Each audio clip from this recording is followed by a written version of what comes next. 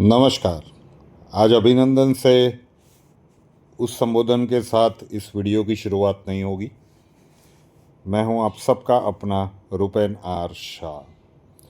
समय समय पे कुछ बातें हमारे हर एक यूट्यूब चैनल पर बताई गई, कई लोग उससे सहमत हुए और कई लोगों ने इसे एक विचित्र सा तर्क बताया था। कई बार हमने कहा था कि ये बहुत ही स्ट्रेटेजिक वाली एक सीरीज़ चल रही है। अब पीछे जाके देखो, जब मैं छोटा था और तब से जो मूवीज़ वगैरह हमने देखी है, तब ये चल रहा था कि जो भी बेईमान होता है वो बनिया होता है, जो भी व्याभिचार करता है वो मंदिर का पुजारी होता है, और मुस्लिम कौम को इसी प्रकार से दिखाया जाता है कि वो ईमान के बहुत बड़े पक्के होते हैं। और गलती से भी किसी मूवी में किसी मुसलमान के द्वारा कोई गलत काम हो जाता है तो उसके बाद एक डायलॉग चिपका ही दिया जाता है कि तुम जैसे कुछ मुसलमानों की वजह से पूरी कौम बदनाम होती है।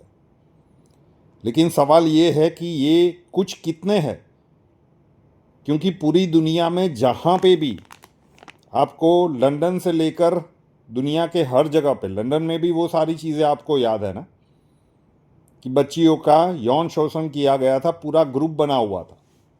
तो जहाँ जहाँ पे भी जिस भी प्रकार की घटिया हरकतें निकल के आती है, उनमें से यही समाज बाहर आता है। और अब तो कॉरपोरेट जगत में ये बातें निकलना शुरू हो गई है। और ये सिर्फ ये नहीं है, ये एनआईए को और देश की सरकार को पूरी तरह से जांच करनी चाहिए कि ये कहाँ तक फैला हुआ है। ये तो सिर्फ एक मामला सामने आया है, और मामला भी कहाँ से सामने आया? वो व्यक्ति की जिसने, कहा जाता है कि भारत की नींव रखी थी, उसके जाने के बाद उसी कंपनी में, टाटा की कंपनी में ही ये कांड हो गया।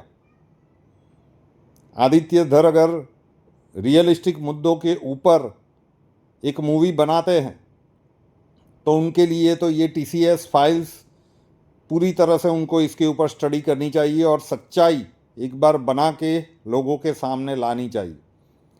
जर्मनी के वो महाज्ञानी कहते थे कि केरला के 3-4 केसेस के चलते पूरे केरला को बदनाम किया जा रहा है। ऐसे बहुत सारे आपको ज्ञानी मिले होंगे। और ये वीडियो बनाने में हमें थोड़ी सी देर हो गई है, और ये वीडियो सिर्फ ऑडियो के माध्यम से रिकॉर्ड होके फ़ोटो एडिट करके आप तक पहुंच रहा है।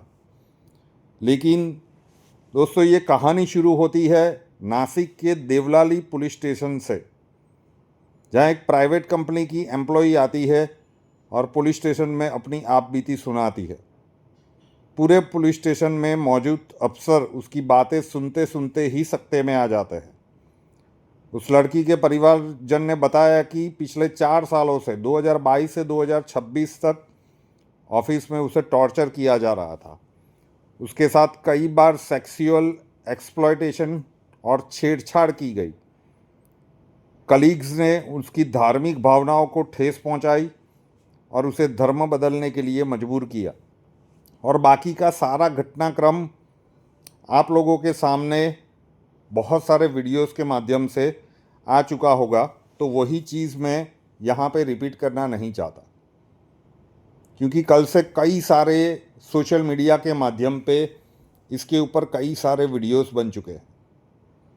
लेकिन प्रश्न ये है कि ये अलाउ कैसे किया जाता है, और प्रश्न ये है कि किसी भी जगह पे, अब किसी भी कंपनी में अगर आप मुसलमानों को जॉब देते हैं, अब ये तो पढ़े लिखे हैं, लेकिन फिर भी ये है, पढ़े लिखे न हो और इस प्रकार की कट्टरता, तो पहले ये भी एक लॉजिक चलाया गया कि भाई पढ़े लिखे नहीं है इसलिए कट्टर है।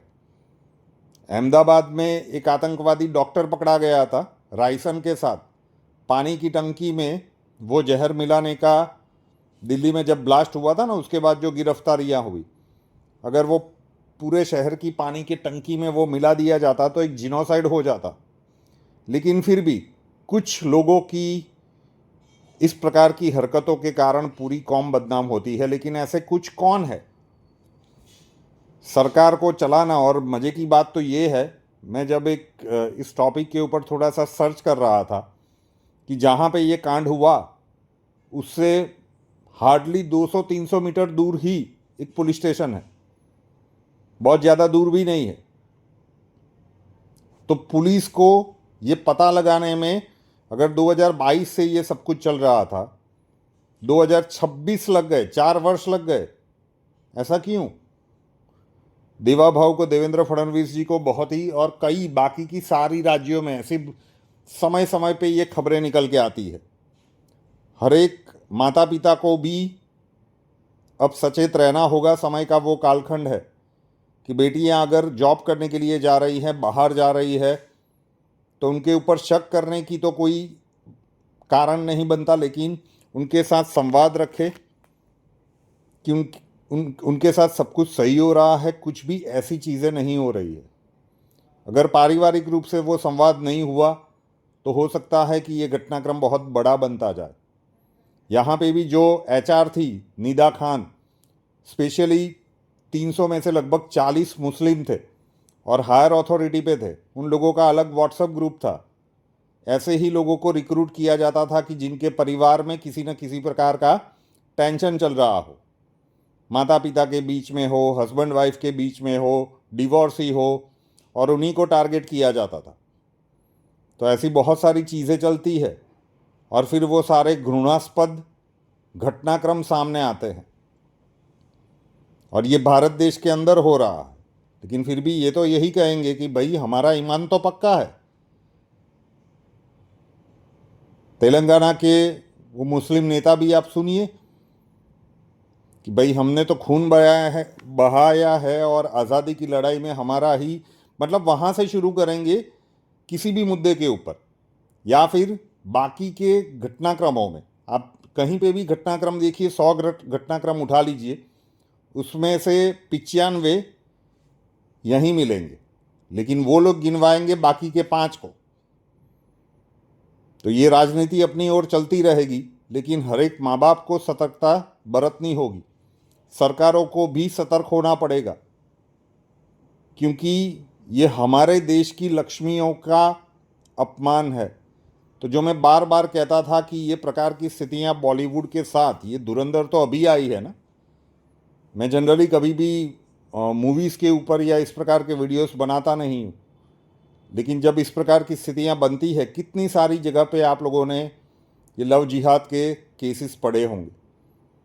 ये एक सामने आया है, उसके ऊपर अब पूरी छानबीन होनी चाहिए कि ये कहाँ तक फैला हुआ है, क्योंकि ये किसी एक सेंटर में हुआ हो, ये दिमाग स्वीकार करने में बिल्कुल भी सहज नहीं है।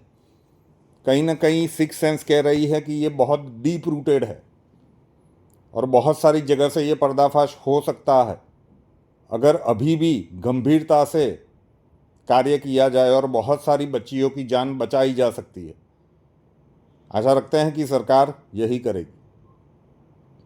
रियल न्यूज़ नाम के चैनल को सब्सक्राइब नहीं किया है तो कर लीजिएगा, साथ वाला बेल आइकॉन दबा दीजिएगा और उसके बाद 3 ऑप्शंस आएंगे, ऑल के ऊपर क्लिक कर दीजिएगा ताकि हर नए वीडियो की नोटिफिकेशन आपको सबसे पहले मिलती रहे। नए वीडियो के साथ फिर मिलेंगे। जय हिंद।